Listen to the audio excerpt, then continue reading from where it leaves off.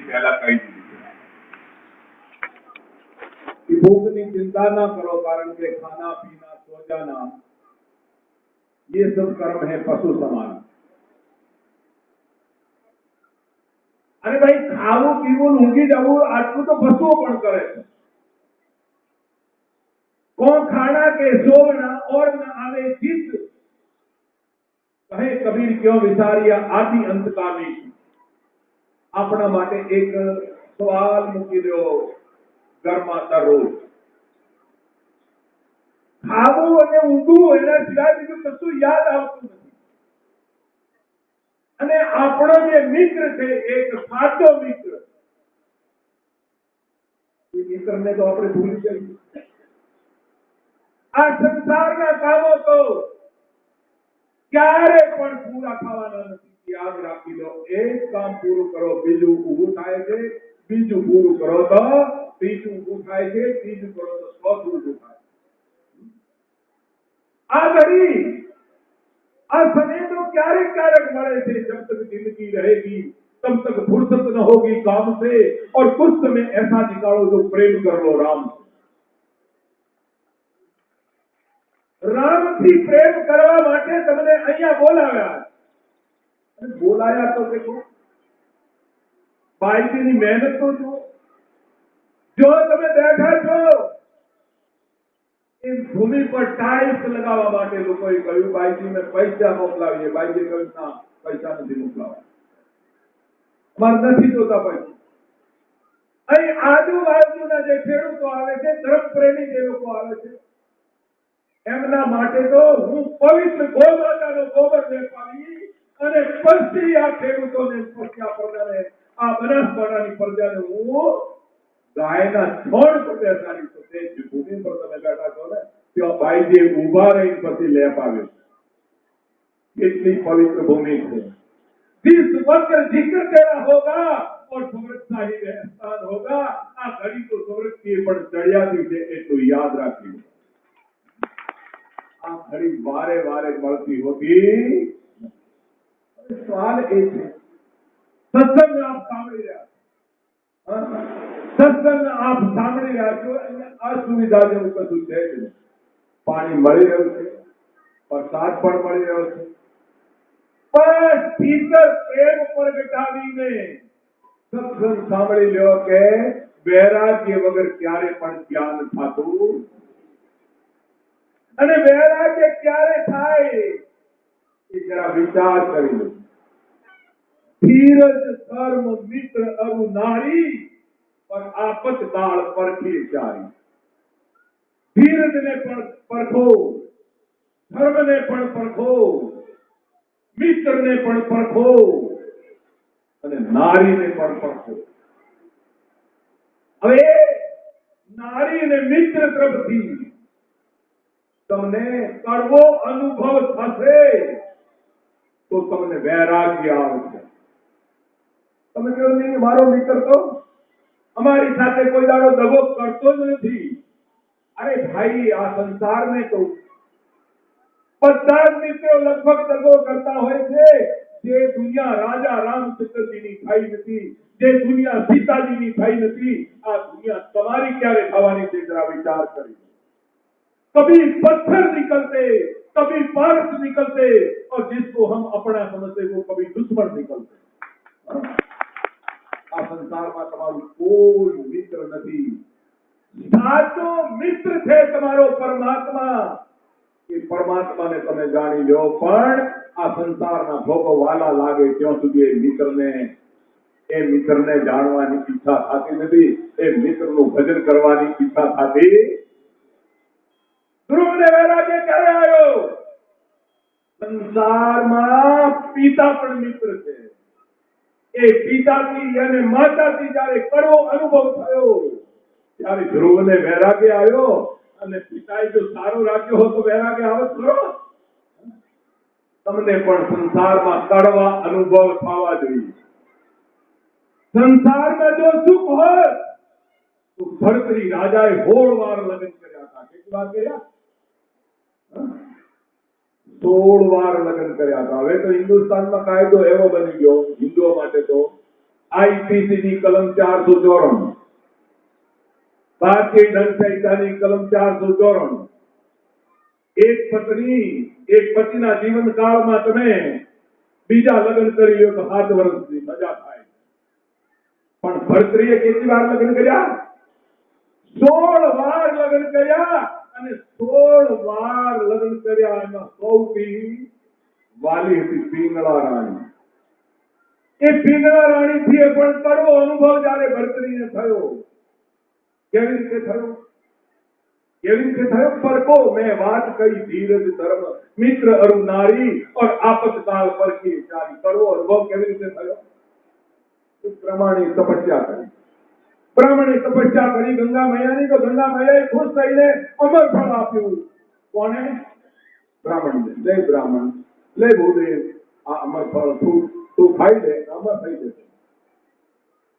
ब्राह्मण लईने गया।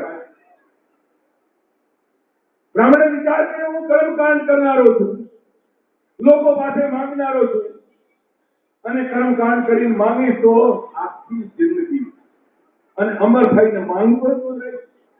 एना करता फल तो भरतरीने आपी दऊं तो भरतरी आ प्रजाનું સારી રીતે પાલન કરશે। ભરતરીને જઈને કહ્યું ગંગા મૈયાએ મને ફળ આપ્યું છે, તમે લઈ લો મહારાજ, ખાઈ લો અને અમર થઈ। મન ક્યોંક ને ક્યોંક વ્યક્તિનું લાગેલું રહે, મન તું પિંગળામાં લાગેલું હતું ભરતરી। એટલે ભરતરીએ વિચાર કર્યો કે જો હું ખાઈ અને પિંગળા ગળી થઈને મરી જશે તો હું તો દુખી દુખી થઈ જઈશ, એટલે હું પિંગળાને આપી દઉં। પિંગળાને કહ્યું લે પિંગળા, આ અમરફળ તું ખાઈ લેજે અને તું અમર થઈ જશે। પિંગળા લઈને ગઈ તો પિંગળા જ્યારે લઈને ગઈ તો પિંગળાનું મન વળી એક ઘોડાના સહિત ઘોડાના ચાકરની જોડે લાગેલું।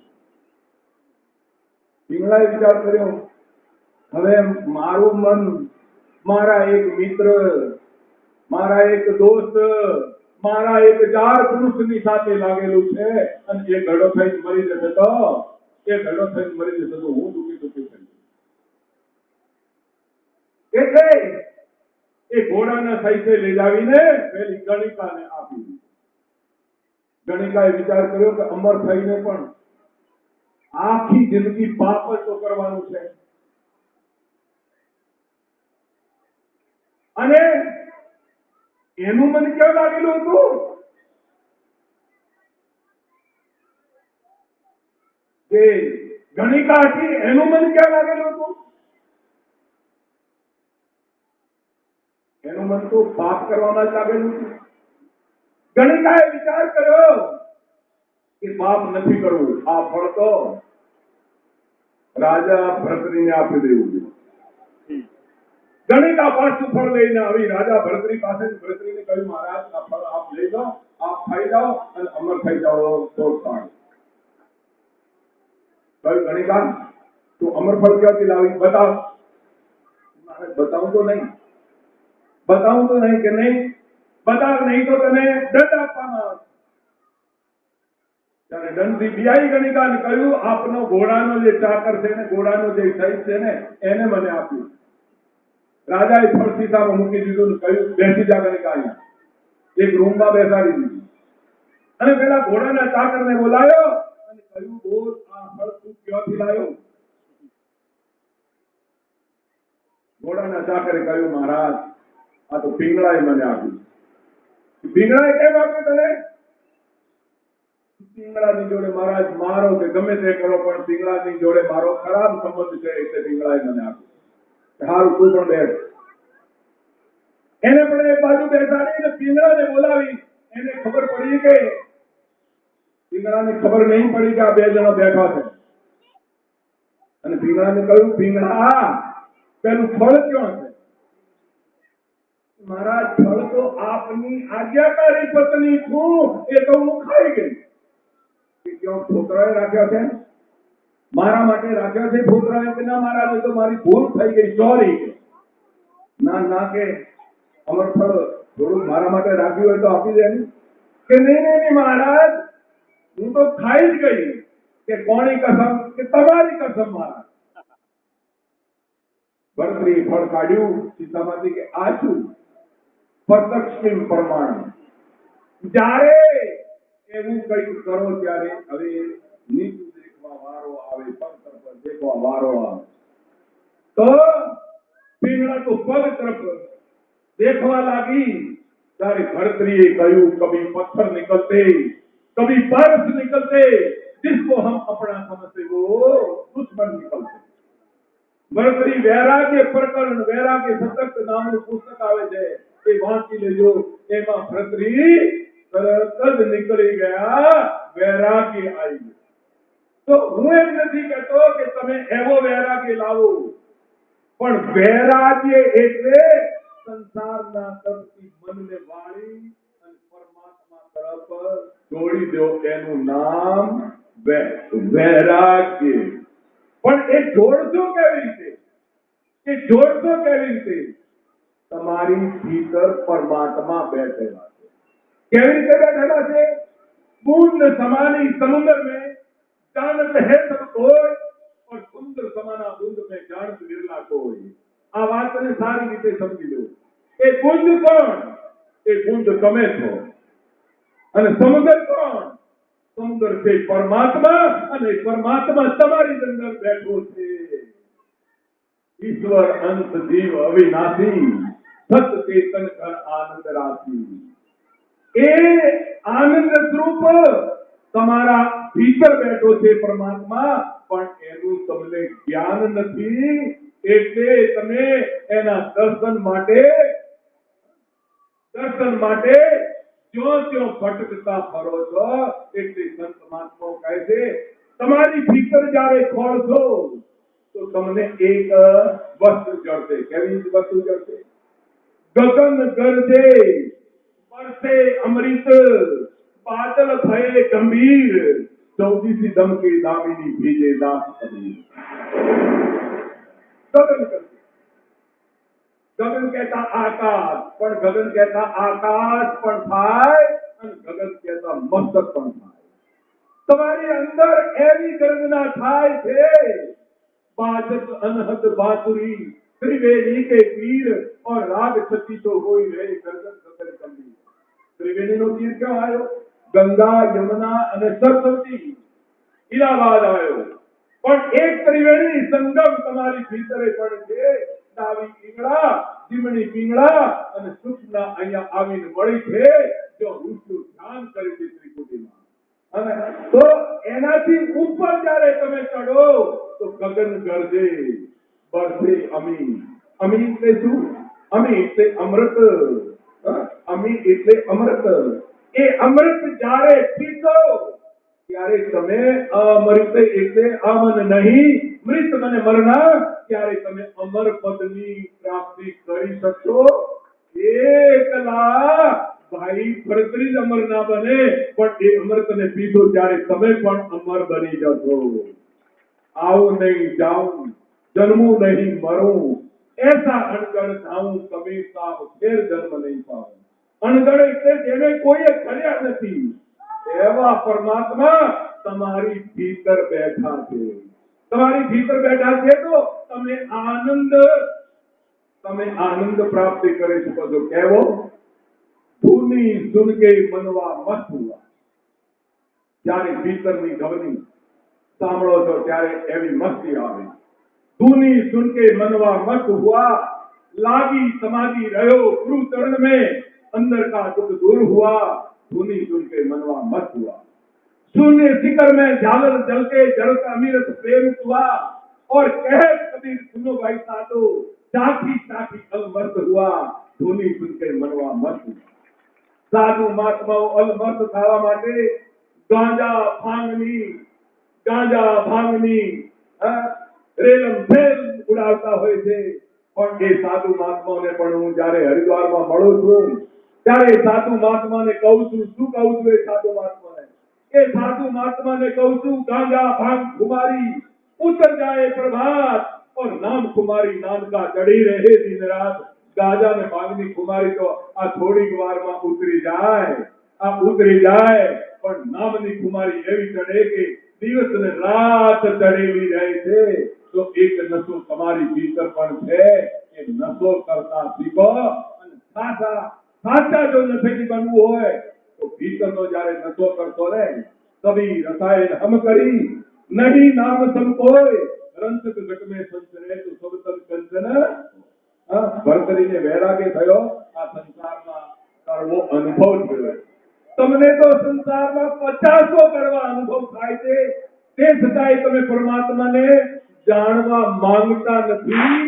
માટે પરમાત્માને તમે જાણો અને જાણ્યા પછી જ તમને દર્શન થશે. જાણ્યા વગર એની જોડે પ્રીતિ થઈ શકતી નથી. માટે ટૂંકા શબ્દોમાં જ સત્સંગ કર્યો છે.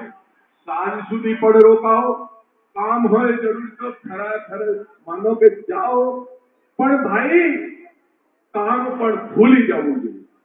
કામ પણ ભૂલી જવું જોઈએ અને સત્સંગનો લાભ લેવો જોઈએ. અહીંયા ફી તો છે નહીં, ફી તો છે નહીં.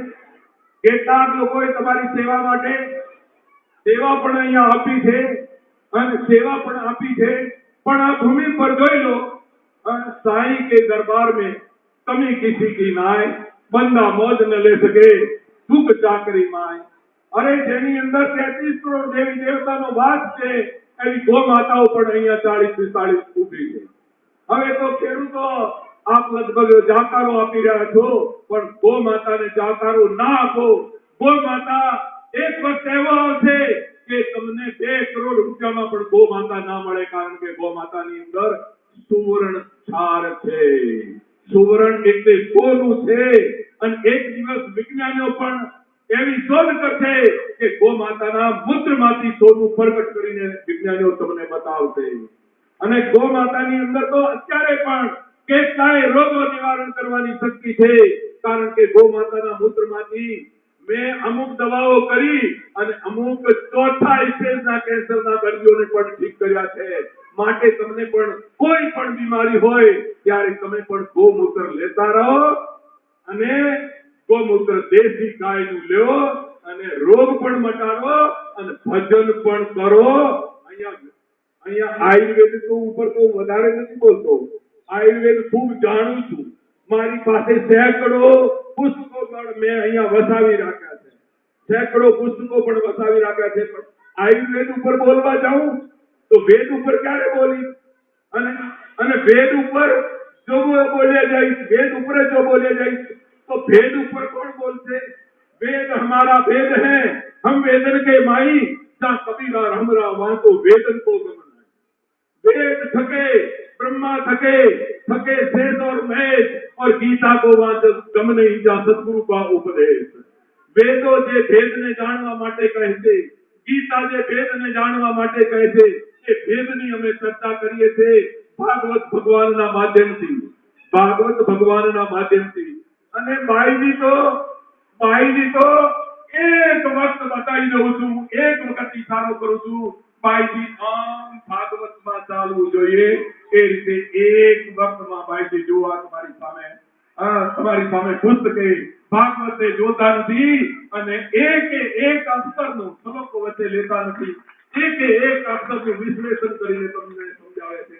અને આગળ પણ બાઈજી 4 દિવસ આપણા રહ્યા છે, તો આગળ પણ બાઈજી એ 4 દિવસોમાં તમને કયું જ્ઞાન પ્રાપ્ત કરીને શાંતિ મળી શકે છે, તમને યુદ્ધમાં પણ કેવી રીતે શાંતિ મળી શકે છે, તમને મોટરસાઇકલ ચલાવતા પણ તમને કેવી રીતે શાંતિ મળી શકે છે, તમને કમ્પ્યુટર ચલાવતા પણ કેવી રીતે શાંતિ મળી શકે છે, તમને ટ્રેક્ટર ચલાવતા પણ કેવી રીતે શાંતિ મળી શકે છે.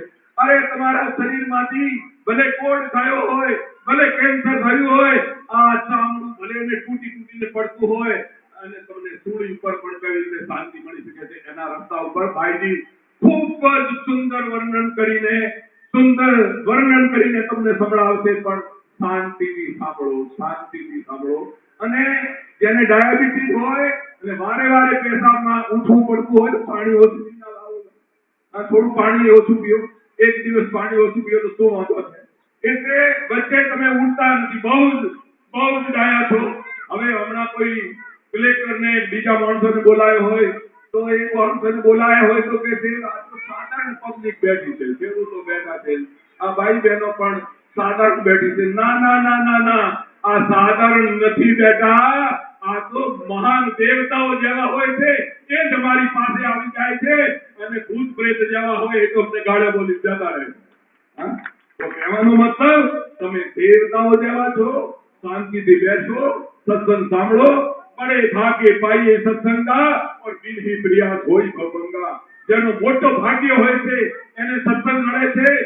ભાગ્ય વગર સત્સંગ પણ મળતો નથી. મોટા ભાગ્યથી સત્સંગ મળે એટલે સત્સંગને સાંભળો અને જીવન સફળ બનાવો. હરિઓમ તત્સત. પ્રેમથી બોલીએ શ્રી સદગુરુદેવ મહારાજ કી જય. સત્ય સનાતન ધર્મ. भागवत भगवान की जय. गीता माता की जय. गो माता की जय. भारत माता की जय. गंगा मैया की जय. भोलेनाथ की जय. राधा रानी की